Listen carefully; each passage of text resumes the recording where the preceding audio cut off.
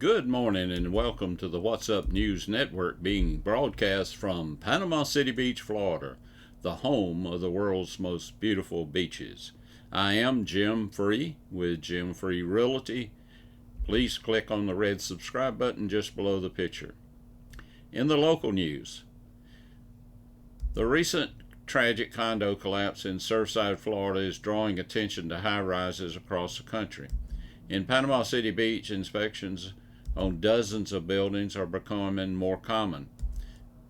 Lieutenant Fire Inspector Sean Leglider said their department is complaint driven. He said if a tenant sees an issue and calls, they check it out with the building owner and structural engineers. He said it is an ongoing process and they are looking for many different things.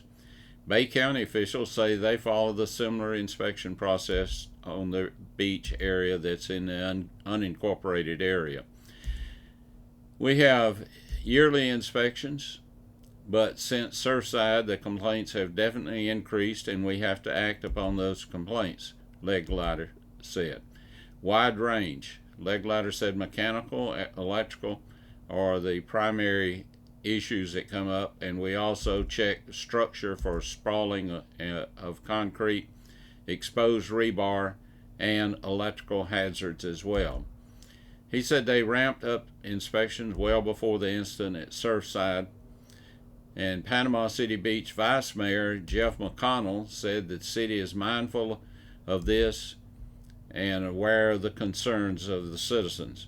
Within the last year, when we decided to add another building inspector, the city decided to get a little more proactive, so we've been out there inspecting different places and trying to bring them up to speed. McConnell said there are about 20 condos on the beach that are over 40 years old. They have specifically been looking into those. They started to dig into a lot more things to keep people safe and make sure we don't have any issues that they had in Surfside. McConnell and Leglider assured residents that as of right now there are no condos along our beaches that would cause safety threat to the community. In the state news, still talking about Surfside, the deadly Surfside condo collapse in South Florida is still creating problems for that area as many families living in the surrounding communities remain evacuated from their homes. Engineers and city officials remove people from some properties to check the structural integrity of the buildings, but many are wondering if they will ever get back into their home. I'm 4 months pregnant and I was not expecting to be kicked out of my apartment, said Christine Mora, who lives in Crestview Towers in North Miami Beach. She rented a U-Haul after she was told Tuesday that she had a few hours to get all her stuff out of the apartment. Other neighbors also packed up after city engineers said the building is structurally unsafe. I'm happy to be out because I don't want to die, Mora said. I don't want my family to die. I have a family on the 5th floor. So far, 8 buildings, many with hundreds of residents, have had to mandatory or voluntarily evacuate over the last month. Many of these problem buildings are due because they're 40-year recertification, which is why the issue was discovered. Neglect, that's the short of it, said James LaGarcia, Consulting Company. People don't understand that buildings need maintenance. LaGarcia is a consultant who works with condo boards on maintenance projects. Every building starts to deteriorate from the moment it's built. There's a life cycle with all materials and all construction. In certain areas of the world, the life cycle is shorter because of the elements. Florida is a tough environment for these buildings. He says a lot of condo boards that were wanting to put off work before have now decided that construction work must begin immediately. In the national news, Coach Bobby Bowden, who is considered by many to be a national treasure, recently announced that he had been diagnosed with a terminal medical condition. In his prepared statement, he said, "I've always tried to serve God's purpose for my life, on and off the field, and I'm prepared for what is to come." Boughton said in a statement shared with the Tallahassee Democrat, "My wife Ann and our family have been my life's greatest blessing. I'm at peace." Yes, Bobby Bowden is one of the winningest coaches in American history, winning 357 games. But he has never been just one-dimensional. He has been a father and counselor to the boys he coached and to the assistant coaches that worked with him. He is respected by everyone that knew him. Bobby loves Panama City Beach and has been a vacationer and property owner here for many years. After he retired from coaching, he was able to increase speaking engagements at churches across the country. He has been receiving our newsletter for over 18 years and would call Ivanette and say, "Hey, I'm using some of your stories and jokes, and I hope it's okay." And of course, it was okay. We were honored that he would use some of our material. I think of all of us hope that we will leave this earth, we will have made a contribution to God's children. Bobby has had a positive effect on thousands of lives that he has touched. He has kept the faith, and according to Bobby, his race is near the end, and he will be a winner once again. I often tell stories about Booger Holler, rednecks, and Cajuns. There aren't a whole lot of difference between them, except them Cajuns talk funny. When I was a little boy, I had trouble pronouncing words that started with the letter F, which was a real problem for me because my name is James Floyd Free. And when someone would ask me what my name was, I would say Jimmy Toyd T. Oh well, we outgrew that, but my Cajun friends haven't. They still think the letter T should be pronounced with a D. My good Cajun friend and producer Billy Mac Richard, who lives in Panama City Beach, is known as Billy Mac Richard as soon as he crosses the state line into South Louisiana. Cajuns are also known for that good Cajun food like filet gumbo, jambalaya, crawfish pie. That might make a good song. Billy tells me that Cajuns will eat anything that don't eat them first. I believe him. Gumbo can be made of anything that is left over from previous meals, but if you want real filet gumbo, it has to have ground sassafras leaves and okra in it. The Cajuns don't waste nothing. If they kill a hog, they eat every part of it, including the innards. Us folks in Booger Holler have pretty much settled to eating bacon, ham, sausage, pork chops, and we kind of laid off the chitlins, hog brains, and pickled pig feet. I don't think anyone in Booger Holler is eating possum now. I have been told that back during the Great Depression, many people didn't have a chicken in the pot, so if a family invited the preacher over for Sunday dinner, you might just see a possum on a platter surrounded by baked sweet potatoes. Nowadays, if you want a Baptist preacher to show up for Sunday dinner, you had better have some fried chicken on the menu.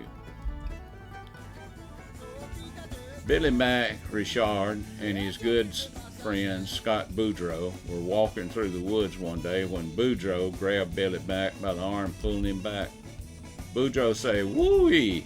Billy Mac, look, that big hole you almost stepped in." Billy Mac looks down the hole and says, "Woo-wee, Boudreaux, that sure looks like a deep hole. I wonder how deep it goes." They find a rock and throw it in the hole, listening to see how long it takes to hit the bottom. They don't hear nothing. They find another rock and they repeat the process, but still they don't hear nothing. Billy Mac notices a railroad tie laying in the bushes. He picks it up and throws it in the hole. While they are listening for the railroad tie to hit the bottom, a little billy goat comes running out of the bushes, runs right between them, and jumps in the hole. A few minutes later, their friend Hebert, they pronounce it Hebert for the folks that don't know how to talk Cajun, comes walking through the bushes. Boudreaux says, "Hey, Hebert, what are you doing way out here in the woods?" Hebert answers, "Well, I'm looking for my little billy goat." Billy Mack say, "You want to hear something funny, Hebert? The strangest thing just happened. A little billy goat just came running out of those bushes and jumped right in that deep hole right there." Hebert says, "Oh, that couldn't be my billy goat, because my goat was tied to a railroad tie back there in the bushes." Moss, there you go. Well, interpreted, if we would say it, well, there you go. See, we say the same thing as those Cajun folks. We just say it a little bit different. On the political scene, we like to have a little class to this program, so I wanted to mention that the Hunter Biden art sale, and of course Hunter is the son of Big Guy, and that sale is going on. If you would like to pay upward of $500,000 for one of his fine art pictures, you're welcome to do that. I try to be very careful about who I quote and make sure I give you all the information I can dig up on the person I am quoting. David Joel Horowitz was born in the Queens, New York in 1939. His parents were both teachers and both members of the Communist Party. David was raised as a communist. And in the 60s, he moved to California and was associated with Black Panther founder Huey P. Newton. He edited Ramparts, the largest magazine on the radical left. He marched, he wrote manifestos, and he attacked America wherever and however he could.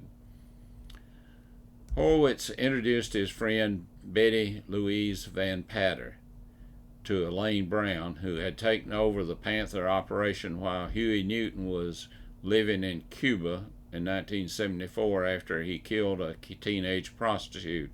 And this was not the first murder that Huey was involved in. He had also killed an Oakland police officer a few years early and only served a light sentence for that. So Horowitz recommended that they hire Betty